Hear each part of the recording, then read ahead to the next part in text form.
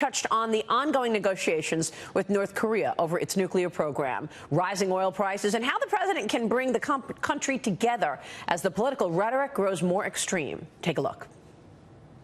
Let me ask you real quick on North Korea and Iran, because how was the summit? Can you give us any anecdotes? I mean, now we're supposed to find out. I've spoken with some military men of my own, and they told me that North Korea needs to tell us exactly where their facilities are so that we can inspect them within the next couple of weeks. If we don't find out in the next couple of weeks, we know they're not serious about this. What are you going to do? Oh, I think they're very serious about it. I think they want to do. We had a very good chemistry.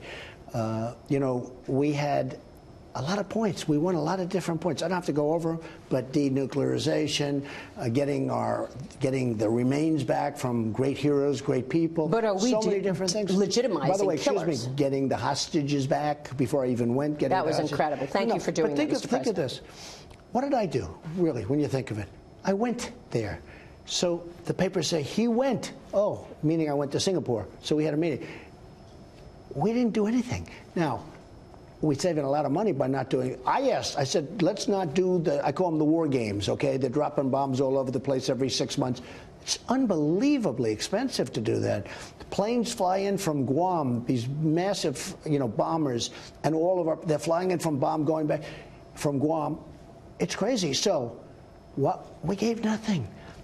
What we are going to give is good things in the future. And by the way, I really believe North Korea has a tremendous future. I got along really well with Chairman Kim.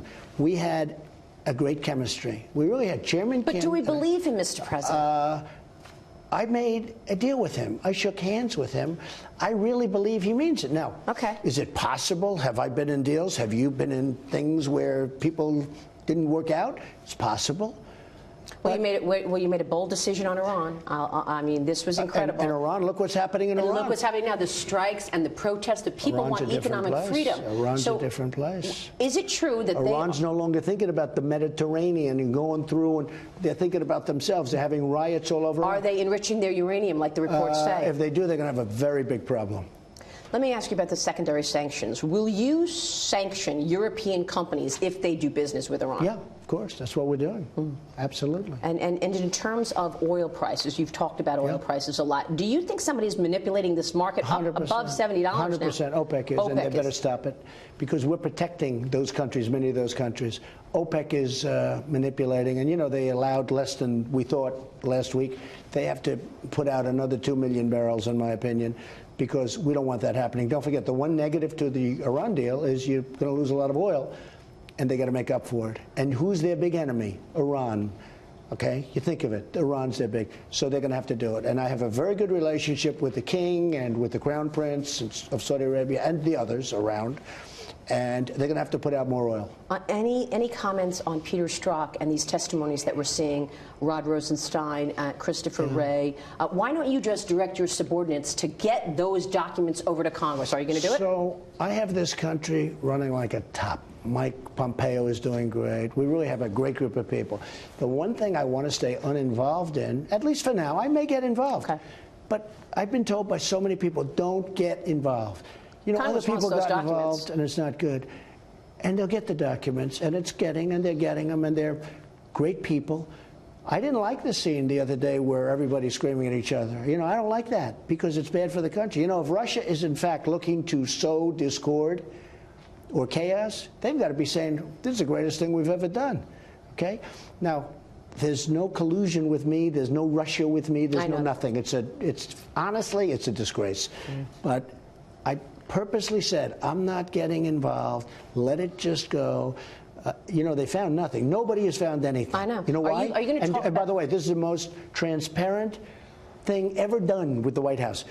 I think I gave them 1,400,000 documents. And I told my lawyers, don't even read them. There's no Russia mention or anything like that. They have nothing. I don't like to see that kind of fighting. It's terrible. It's bad for both sides. Are you going to mention the meddling when you meet with Russian President Vladimir Putin July 16th? I'd like to see some answers as to why we didn't take the server, why the FBI didn't take the server from the DNC. Well, the DNC wanted to give it to a private company. No, can you believe it? They didn't want to give it to the FBI. Can you believe it? No. Why didn't the FBI take it? Look what they did to other people. Why didn't they take it? How can the DNC say, get out of here? They threw him out of the office. Yeah.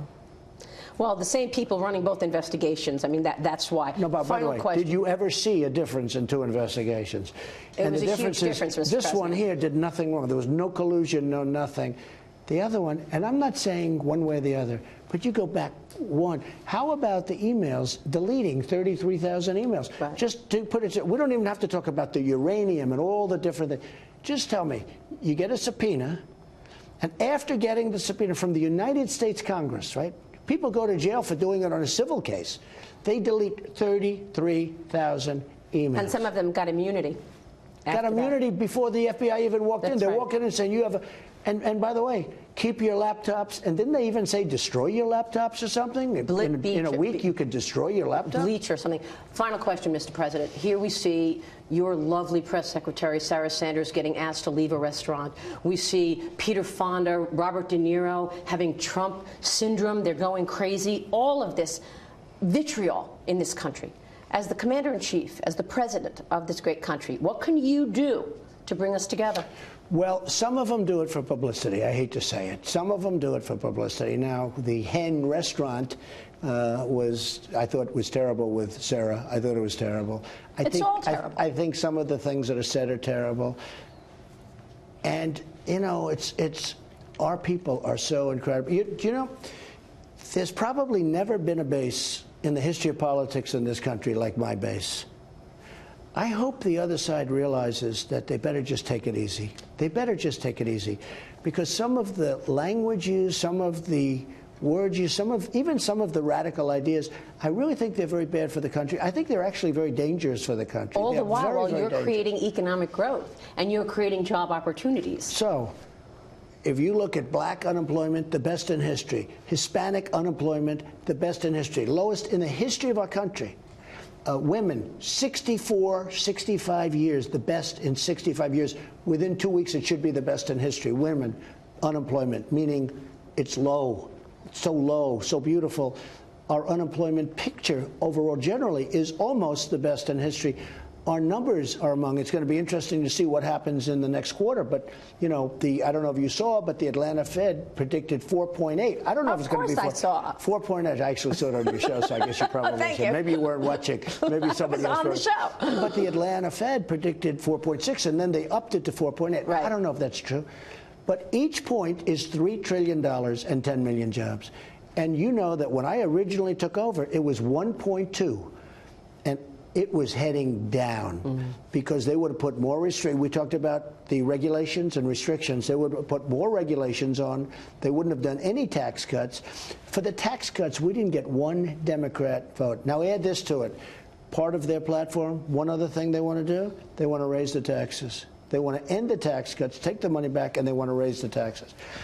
I don't think that's a very good formula for the country, number one, most importantly. It's also not a good formula to get elected. And you think this is going to be the key that will drive voters in the November election? Well, I think the tax cuts are going to be important. I think the regulations are going to be important. I think you feeling good about the midterms? Honestly, I feel actually good.